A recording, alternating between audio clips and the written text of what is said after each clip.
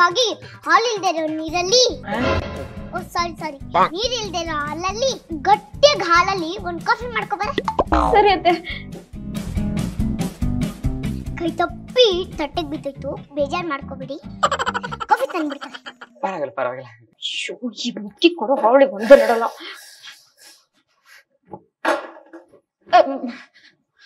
ವರದಕ್ಷಿಣೆ ಬರ್ತಿದೆಲ್ಲ ಎಲ್ಲ ಅಡ್ಜಸ್ಟ್ ಮಾಡ್ಕೊತೀನಿ. ಅತ್ತೆ ಕಾಫಿ. ಅಯ್ಯೋ ಯಾರಲ್ಲಿ ಮಾಡಿದ್ದೆ ಇದು? ಪ್ಯಾಕೆಟ್ ಹಾಲಲ್ಲಿ ಅತ್ತೆ. ಏನು ಪ್ಯಾಕೆಟ್ ಹಾಲ? ನಮ್ಮ ಅಳಿಯಂದ್ರು ಏನೋ ಲೆವೆಲ್ ಏನು, ಅವ್ರದ್ರೆ ಪ್ಯಾಕೆಟ್ ಹಾಲಲ್ಲಿ ಮಾಡ್ಕೊಡ್ತ್ಯಾ? ಗಟ್ಟಿಯಾಗಿರೋ ಎಮ್ಮೆಲ್ ಮಾಡ್ಕೋಬಾರೆ.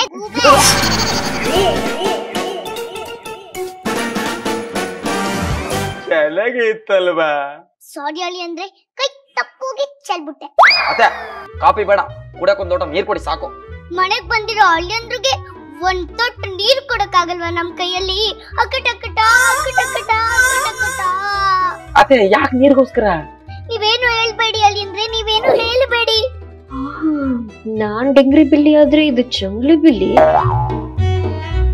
ಹಲೋ, ಸೂಪರ್ ಮಾರ್ಕೆಟ್ ನೋಡಿ, ನಮ್ಮ ಅಳಿಯಂದ್ರು ಊರಿಂದ ಬಂದಿದ್ದಾರೆ. ಅವ್ರಿಗೆ ಕುಡಿಯೋದಕ್ಕೆ ಸ್ನಾನ ಮಾಡಕ್ಕೆ ಬರೀ ಮಿನರಲ್ ವಾಟರ್ ಬೇಕು.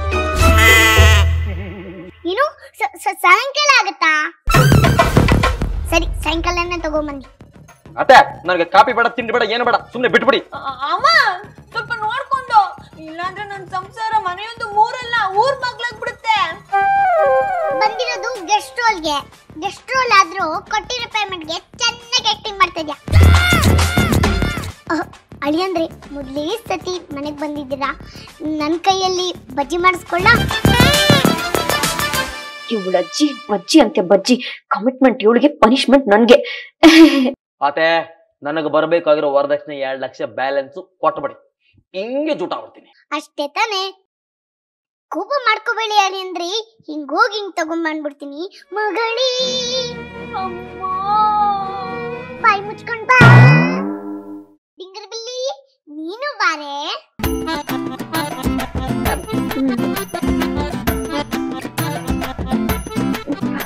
ವಾಶ್ ಬೇಸಿನಲ್ಲಿ ಬೇಸ್ ವಾಶ್ ಮಾಡ್ಕೊಂಬಿಡೋಣ.